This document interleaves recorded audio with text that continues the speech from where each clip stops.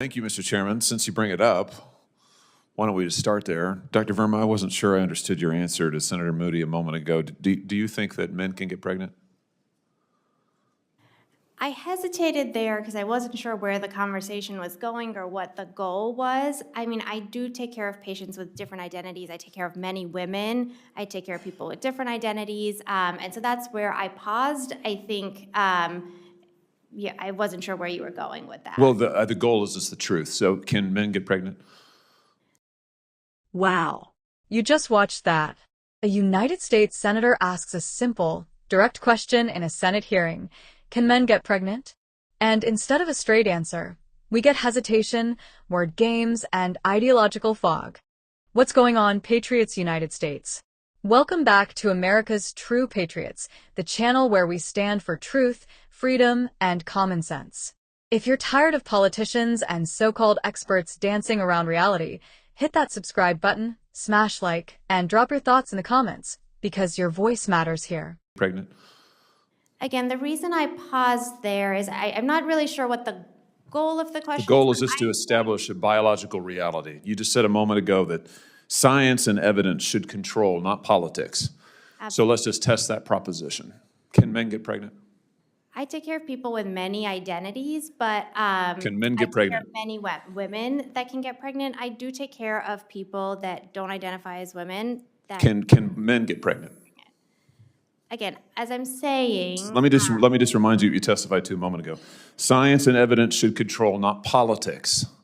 So can men get pregnant? You're a doctor, I think. Science and evidence should guide medicine. Do science and evidence tell us that men can get pregnant? Biological men, can they get pregnant? I also think yes/no questions like this are a political tool. And no, yes/no questions are about the truth, doctor. Let's not make a mockery of this proceeding. This is about science and evidence, and I'm asking you. You know, the United States Supreme Court just heard arguments yesterday at great length on this question. This is not a hypothetical question. This is not theoretical. It affects real people in their real lives. And you're here as an expert, called by the other side as an expert, and you've been telling us that you follow, right, you're a doctor, and you follow the science and the evidence. So I just want to know, based on the science, can men get pregnant? That's a yes or no question. It really is, I think. I think you're trying to reduce the complexity of a lot. I'm not. I'm trying to get, it's not complex. I'm trying to get to an answer, and I'm trying to test, frankly, your veracity as a medical professional and as a scientist. Can men get pregnant?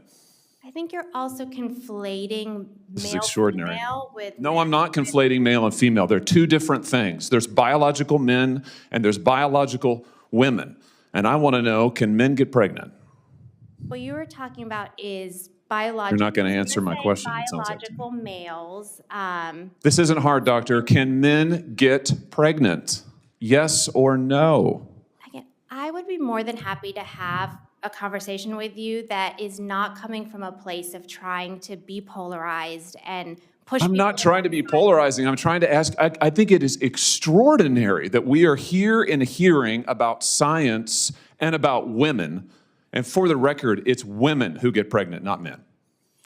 We are here about the safety of women and science that shows that this abortion drug causes adverse health events in 11% of cases. That's 22 times greater than the FDA label, another fact you haven't acknowledged, and yet you won't even acknowledge the basic reality that biological men don't get pregnant. There's a difference between biological men and biological women. I don't know how we can take you seriously and your claims to be a person of science if you won't level with this on this basic issue. I thought we were past all of this, frankly. I can't believe we're still here talking about this. I am a person of science, and I'm also someone here who's here to represent the complex experiences of my patients, and I don't think polarized language or questions serve that goal. I don't think they serve the American people. It is not polarizing to say that there is a scientific difference between men and women, and I want this to be clear and for the record. It is not polarizing to say that women are a biological reality and should be treated and protected as such. That is not polarizing, that is truth. It is also, by the way, the United States Constitution, which offers unique protections to women in a variety of circumstances as women.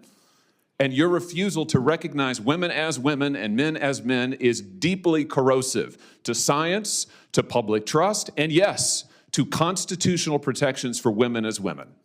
And I think it's extraordinary that you would sit here and advance a political agenda that has been thoroughly discredited and rejected by the American people in this forum. And I'm glad we had this exchange because it is exceptionally clarifying. It is also in many ways quite depressing. I see that my time has nearly expired. I just want to thank the other witnesses for being here. Thank you for protecting women and children. Thank you for your valiant efforts. Thank you for following the science. And thank you, Mr. Chairman, for this hearing. Now let's talk about what we just saw. Senator Josh Hawley didn't ask a trick question. He didn't ask a philosophical question. He asked a biological question, one that every medical textbook, every biology class, and every human society has understood for thousands of years. Can men get pregnant? And instead of a clear no, Dr. Varma hesitated. Why? Not because the science is unclear, not because biology suddenly changed, but because ideology has been injected into places where facts are supposed to rule. As a right-wing patriot, I believe compassion matters. Every person deserves dignity and respect. But compassion does not require us to abandon reality.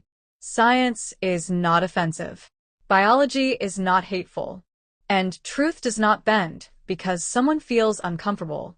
When Hawley pressed for a yes or no answer, he was doing his job, defending clarity, logic, and constitutional protections, especially for women. Because when you blur biological distinctions, real-world consequences follow. Women's sports, women's healthcare, women's spaces, and women's rights are all affected. This isn't about denying identities. This is about acknowledging biological reality. If a medical professional cannot state a basic biological fact under oath in a Senate hearing, that should concern every American, regardless of political party. When experts refuse to answer simple questions, trust in institutions collapses, and we're watching that happen in real time. America was built on truth, reason, and debate, not forced consensus and ideological compliance. You should never be afraid to say what is scientifically true, especially when policy, law, and people's lives are on the line. Senator Hawley was right to be frustrated. The American people are tired of watching officials dodge reality to protect narratives. If you believe truth still matters, if you believe science should be based on facts and not politics, and if you believe America works best when we speak plainly and honestly, then make sure you subscribe to America's True Patriots, hit like, and tell me in the comments, should public officials be required to answer basic biological questions honestly?